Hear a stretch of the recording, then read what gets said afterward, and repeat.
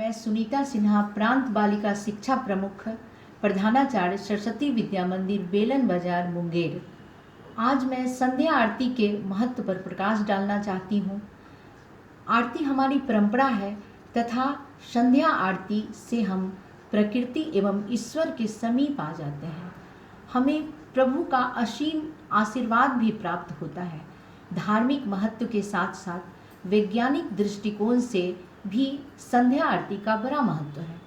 आरती के थाल में रुई, घी, कपूर, पुष्प, चंदन इत्यादि सात्विक सामग्रियां होती है, जिससे वातावरण में व्याप्त विषैले तत्व का नाश होता है तथा हमारा मन भी शांत होता है।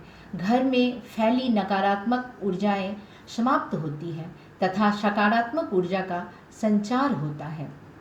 आरती के समय शंख, घंटी इत्यादि की ध्वनि से हमारा मन एकाग्रचित होता है। धूप के धुएं से आसपास के विषैले कीड़े मकोड़े भी मर जाते हैं और परिवार के सभी लोग स्वस्थ रहते हैं।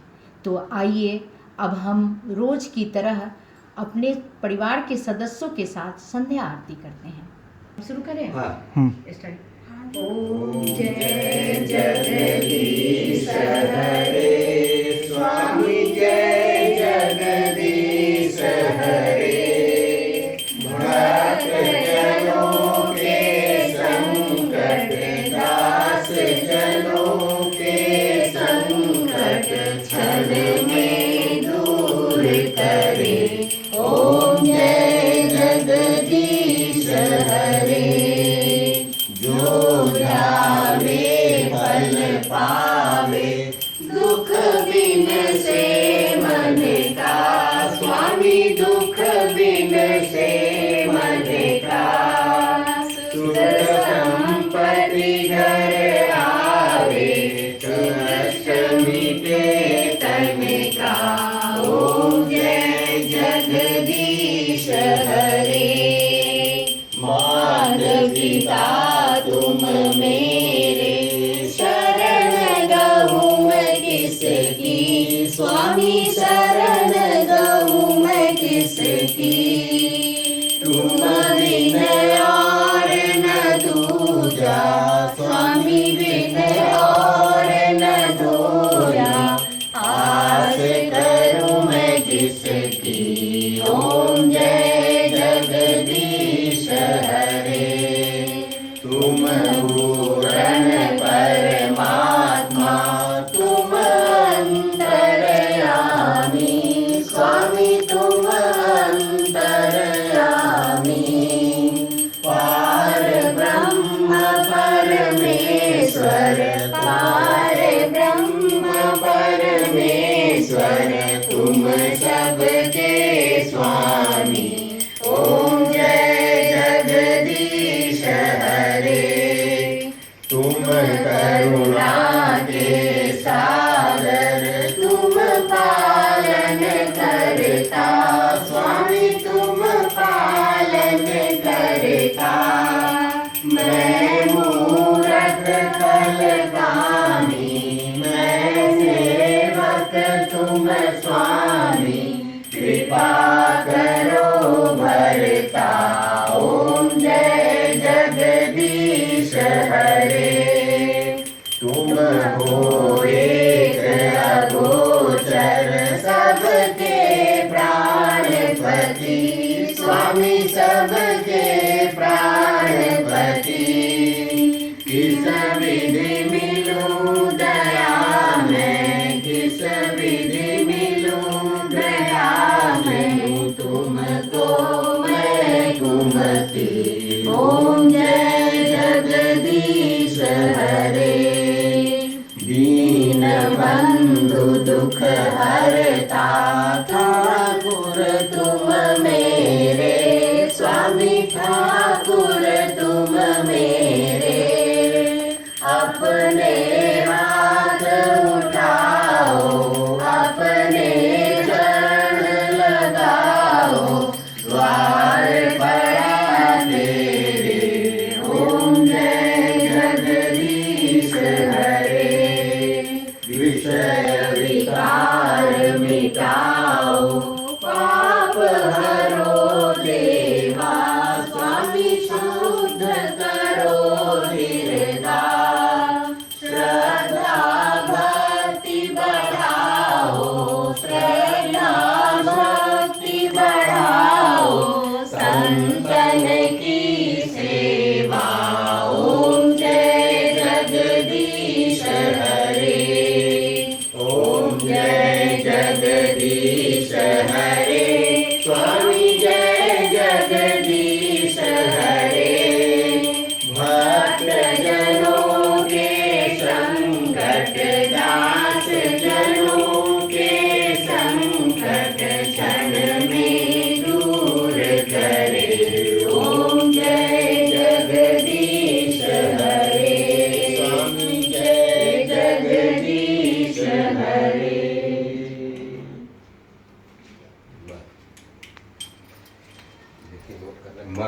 नमस्ते, सुषम यादव, सरस्वती विद्या मंदिर तिलौथू, रोहतास प्रांत सह बालिका शिक्षा प्रमुख के दायित्व पर। आज का मेरा विषय है परिवार के साथ सामूहिक रूप से भोजन करने का क्या महत्व है। परिवार के साथ सामूहिक रूप से भोजन करने का महत्व तो बहुत है, क्योंकि परिवार ही बड़ा है। हमारा परिवार आज क्यों छोटे छोटे परिवारों में विभक्त हो रहा है, बट रहा है। आज ये परिवार क्यों संयुक्त परिवार के रूप में नजर नहीं आता, ये परिवार क्यों टूट रहा है, क्यों माँ बच्चे आज अपने माता पिता के साथ रह नहीं पा रहे हैं, क्यों माता पिता अपने बच्चों के साथ नहीं रह पा रहे हैं।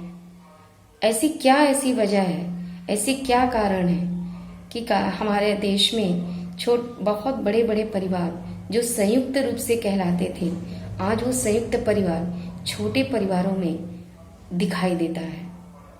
उसका एकमात्र कारण है सामूहिक रूप से भोजन ना करना। अब आप ये सोचते होंगे, भोजन करने से परिवार का जुड़ना और टूटने का क्या अर्थ होता है। जुड़ना इसलिए आवश्यक है क्योंकि जुड़ने के लिए आपका होना जरूरी है, और जब आप नहीं होते हैं तो वो प्रेम नहीं बढ़ता है।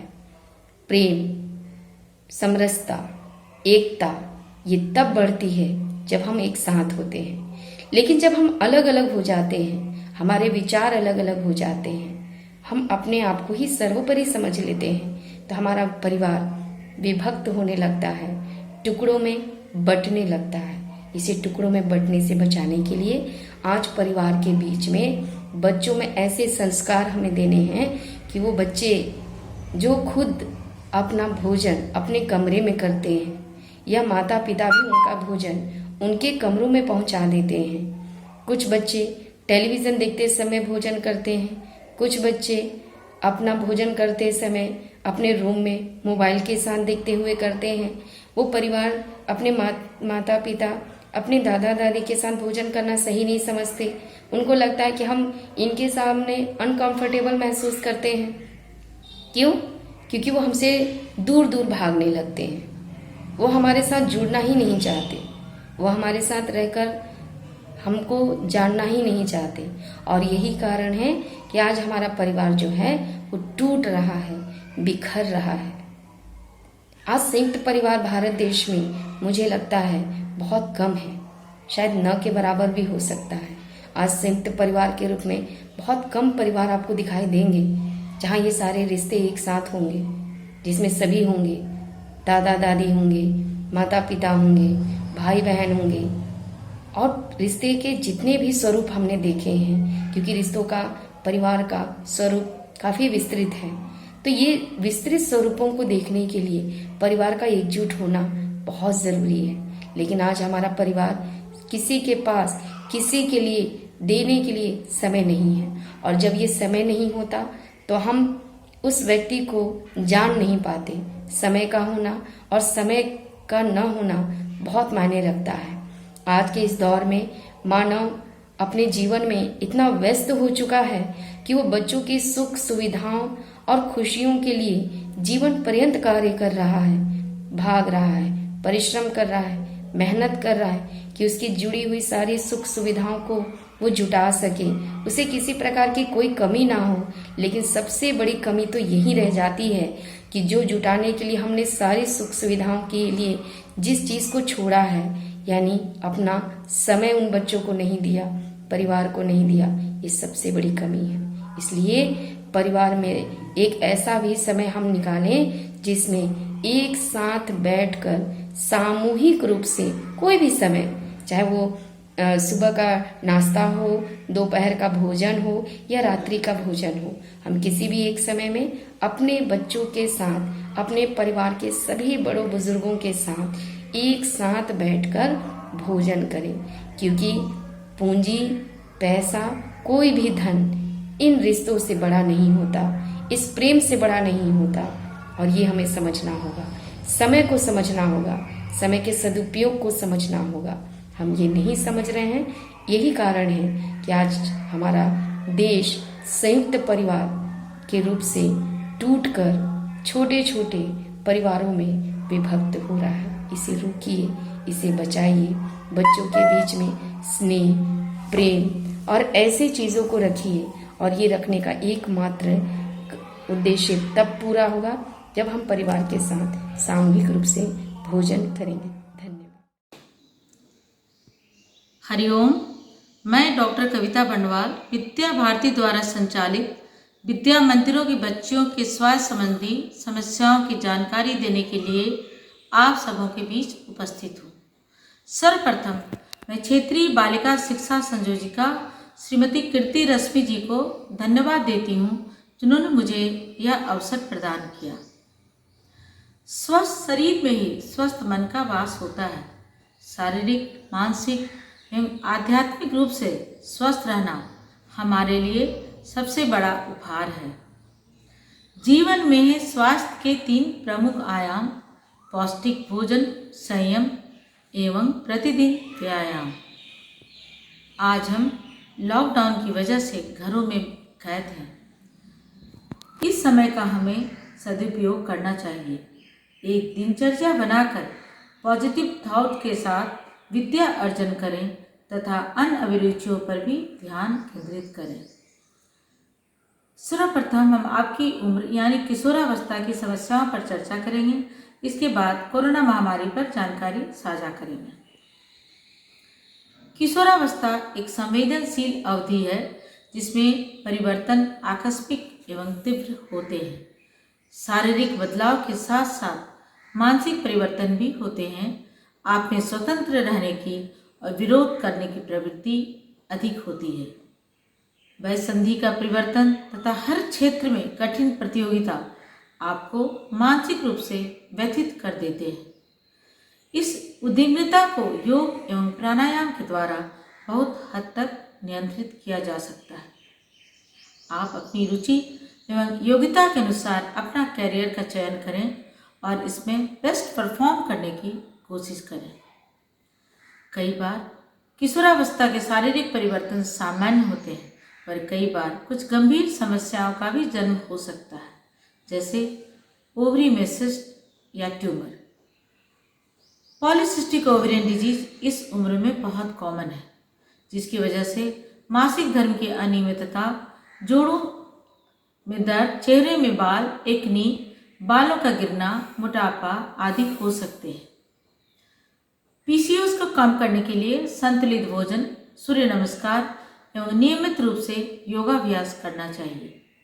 एनीमिया यानी खून की कमी हमारे देश में कई किशोरियों में मिलता है। कृमि होना, असंतुलित भोजन या फास्ट फूड का अधिक प्रयोग करना तथा अत्यधिक रक्तस्राव इसके कारण हो सकते हैं। आपको स्वस्थ रहना है ताकि भावी पीढ़ी स्वस्थ एवं मजबूत बने। 12 वर्ष की उम्र में अगर हेमोग्लोबिन की मात्रा 12 ग्राम हो तो हम उसे स्वस्थ किशोरी कहेंगे। किशोरावस्था में स्तन में गांठ भी बहुत सामान्य है।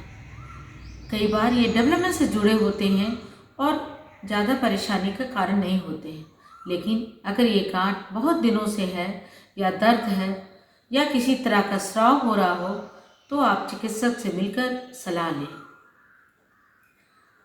पैर में दर्द, लिकोरिया, मासिक धर्म की अनियमितता, पेट में दर्द, ये सब भी कॉमन है जो सामान्य इलाज के द्वारा ठीक हो जाते हैं। ट्यूबरकुलोसिस बहुत कॉमन इन्फेक्शन है जो फेफड़े से लेकर गर्भाशय तक में हो सकता है। अगर गर्भाशय में ट्यूबरकुलोसिस हो गया हो तो इसकी झिल्ली को नष्ट कर देता है और कई बार मासिक धर्म पूरी तरह से बंद हो सकता है। फैलोपियन ट्यूब्स भी ट्यूबरकुलोसिस की वजह से इन्फेक्टेड हो सकते हैं और हमेशा के लिए बंद हो जाते हैं। इस लॉकडाउन में आप अपने आप को बदले एवं मजबूत बने।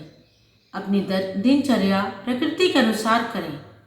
पूर्व में हमारे संत मुनि निरोग रहकर अच्छी आयु जीते थे।